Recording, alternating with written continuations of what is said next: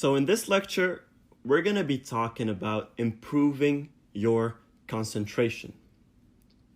Once you do improve your concentration, your attention will follow. Once you have such a deep level of concentration, your attention will automatically adapt to the situation. So the very first step before any task or activity is to take a moment to calm your brain, thus creating a relaxing atmosphere for your brain to understand the overall situation. It doesn't matter what kind of feelings you're going to get out of your concentration later. I don't care if you have a boxing game or a basketball game or an exam or an essay.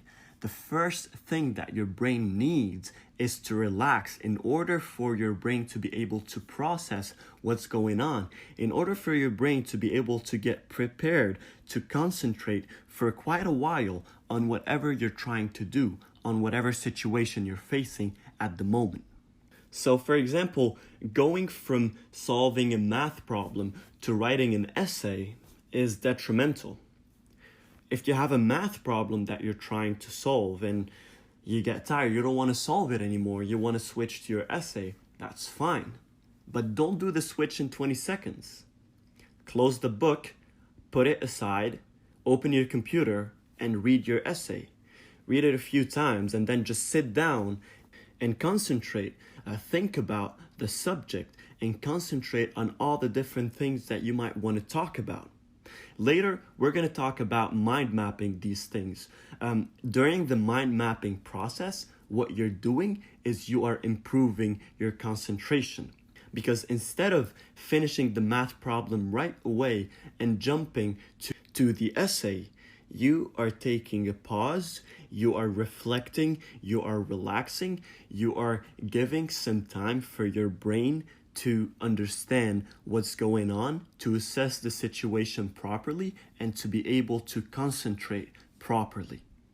Next, your concentration should be fixed. You should determine on where your concentration should be aimed. Now, once your brain understands on which key points it should concentrate on, you will be less likely to get distracted. So knowing that you want to focus or you want to concentrate on the essay is not enough. You need to aim your concentration towards something specific. For example, if you did the mind mapping or not, you have your topic and now you concentrate and you think about your introduction, right?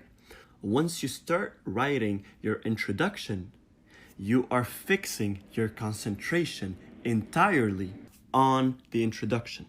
You're not thinking about the body, you're not thinking about positive or negative aspects, you're not thinking about the summary or the next essay topic you have. You are concentrated on the introduction.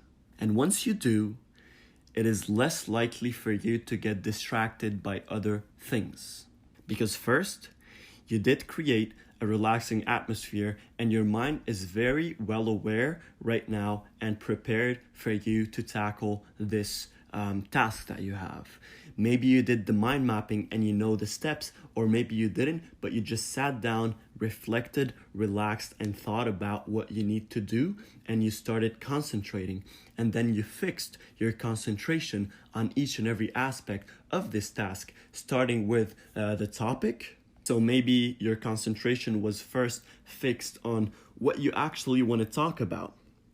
Then your concentration was fixed on the introduction, then on the pros and cons, then on the consequences, for example, and then on the summary and basically finishing your essay. But, of course, this is not enough. We talked about focus and we talked about attention, and they all play an essential role when it comes to concentration. Now, focus, we're going to talk about it in later lectures and sections. But for now, we want to talk about some strategies to help your concentration when it comes to your natural attention. What you need to do is to eliminate those distractions around you once and for all. A lot of us, we say, for example, we want to turn off our cell phone, and we do it once or twice. But what about the 35 next time that you're trying to study? When you totally ignored eliminating this distraction, when you said, you know what, I'm just gonna keep my phone next to me, I'm not gonna get distracted. And guess what? You did get distracted, and you will get distracted. You need to take a decision to just eliminate those distractions. What is known by attention span, which is supposed to be concentration span, is one of the most important factors when it comes to eliminating distractions, because it is said that when you're concentrated on something and then your attention switches your concentration towards something else, you need around 25 minutes to be able to restore the level of concentration that you had when your attention switched this concentration towards something else. Our modern lives has forced us to get attached to our digital ones. Turning off your devices when doing an important task increases your concentration level. This method will guarantee you won't lose your attention and will save you a huge amount of time wasted on distracting emails and messages and phone calls and notifications that are not related to the task that you're working on. There are systems to manage your emails, manage your messaging and your phone calls that do not include you losing your concentration, and we're going to talk about them later. But the first thing that you need to keep in mind is that you need to eliminate distractions. You cannot expect a magic formula that would help you concentrate on very high levels of concentrations, even if you are being distracted over and over and over again. And keep in mind, it's not just the phone. Sometimes when you're on your computer, you decide to, for example, go on YouTube. I know a lot of people who told me this. They were studying or working on a certain task that their boss gave them at work. And then they said, I'm just gonna go on YouTube and watch a quick 5-minute video. And 2 hours later, they're watching some random videos on YouTube, not knowing that they wasted the past 2 hours doing nothing but watching videos. It's very easy for us to get distracted, and if you want me to prove it, just try to sit down. I don't know if you meditated before or you didn't, or you're familiar with meditation or you're not. We're going to talk about it later. But if you're not and you want to see how bad your concentration levels can get and how distractions of your thoughts, just your thoughts, can get in the way, sit down in a room with absolutely no noise, close your eyes and try to just concentrate on your breathing. Nothing else. Try to just concentrate on your breathing and see in the span of 2 minutes how many times will your thoughts or any small noise around you will distract you from focusing and concentrating on your breathing to concentrating on other things. So knowing that by eliminating those distractions, your concentration levels will get better, you need to also know that this is not something that's going to happen all at once.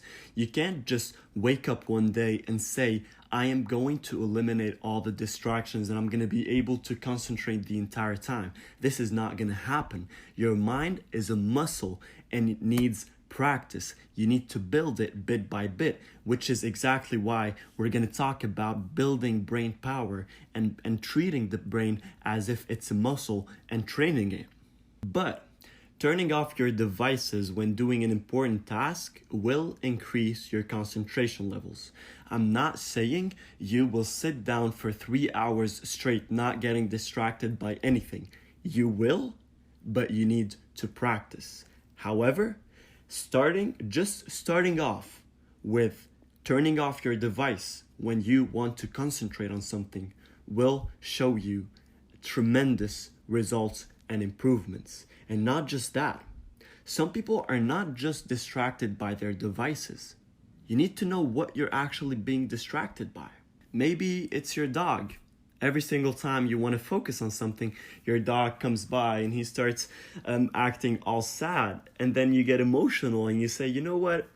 I can do this later. I'm just gonna hang out with my dog. Or you see him and he's so cute and you want to take pictures of him every single time and send it to people. Then you know that when you want to study, you need to put Max outside your bedroom, sit down and study. When you want to work at home, you need to know that you need to put Max out of your desk or whatever you're working and just focus, or maybe just leave the house for an hour, go to a coffee shop, put your earbuds and focus. You need to figure out what is this thing that is distracting you. What are the things that happen to you on a daily basis that distract you and that throws your concentration overboard? And the way to do it, the best way to do it, is to actually reflect it right. Whenever you want to concentrate on something, make it a goal that every single time you catch yourself being distracted, write down whatever is the thing that made you, that got you distracted. You need to be aware. Meditation and mindfulness, they will help you with concentration because you will be aware. You will become aware of every single time you're getting distracted. You will be aware of that, and you will just be able to disregard the distraction and focus and keep your concentration flowing. When we talked before about doing this exercise where you just sit down and focus on your breathing, what you can do when you're actually using this method is every single time you get a thought that is going to distract you from your breathing, you don't just dwell on this thought and think that, oh my God, I can't focus on anything. You don't give it your full attention. As soon as you get this distraction, you need to realize that you are getting distracted and just disregard this distraction. Getting and enhancing this habit of leaving the distractions without them doing any harm to you, without them affecting you or letting you lose your concentration, eventually it would build up. And even if there are some things around you that are distracting you, because it will happen, you will very rarely have a room where there are absolutely no such things as distractions. But through practice, you'll be able to avoid these small distractions that might throw you overboard. So every single time you're concentrating on something and you get distracted, write down whatever it is that made you get distracted. Whether it's your pet, whether it's your phone, whether it's your kid, your wife, your girlfriend, your friend, your roommate, whatever it is that's getting you distracted. Sometimes it's thoughts. Sometimes it's something that you're thinking about over and over again. It doesn't matter what it is. As long as you become aware of it, you can avoid it. You'll find a way to avoid it. Some things are harder than others. If there is a certain thought going through your mind, it's going to be harder for you to lose this distraction than just turning off your phone. But writing this, whatever idea you have in your mind, maybe writing it down on a piece of paper. If you are going through an issue, or you have something that you want to solve, you had a fight with your girlfriend, or you have a certain issue with your boss, instead of sitting, not doing anything about it, trying to concentrate on tasks and getting distracted every 10 seconds because of whatever thing you're thinking of all this time, it will be better and wiser for you to stop the task, go solve your problem. And once you solve this problem, there's nothing to think or worry about, and then you get back to your task.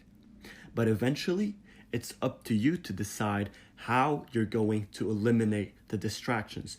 There isn't any general rule for you to eliminate the distractions, but the rule that you have for yourself and for each and every distraction that you go through. You will be able, and you have to, first, become aware of these distractions, and second, find a solution once and for all, and third, practice, and practice. Keep building this muscle. Now, there is an issue that a lot of people encounter, and they're not really aware of it. There is absolutely no way for me or for you to diagnose yourself. You need to see a professional if you are encountering the following problems. If you feel like you have problems concentrating on a daily basis, whatever is happening, even if there is nothing going on in your life, in general, you have problems concentrating. You might have, for example, ADD or ADHD, which are problems with concentration and attention.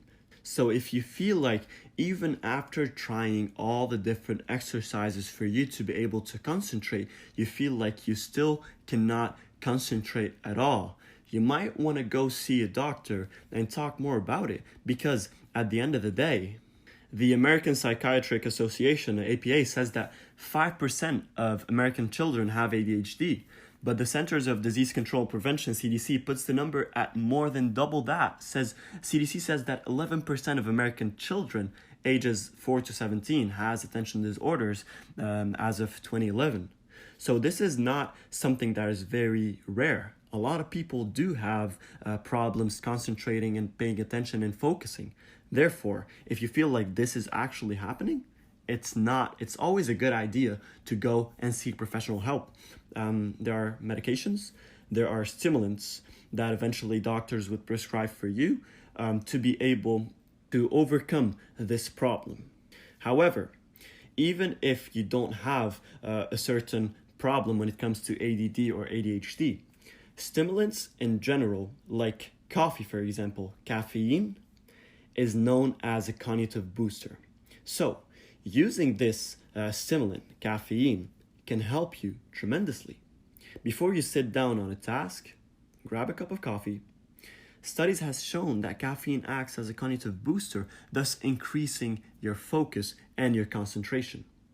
And of course, you need to always keep it in moderation. Too much caffeine can make you irritated and can make you lose your concentration very quickly.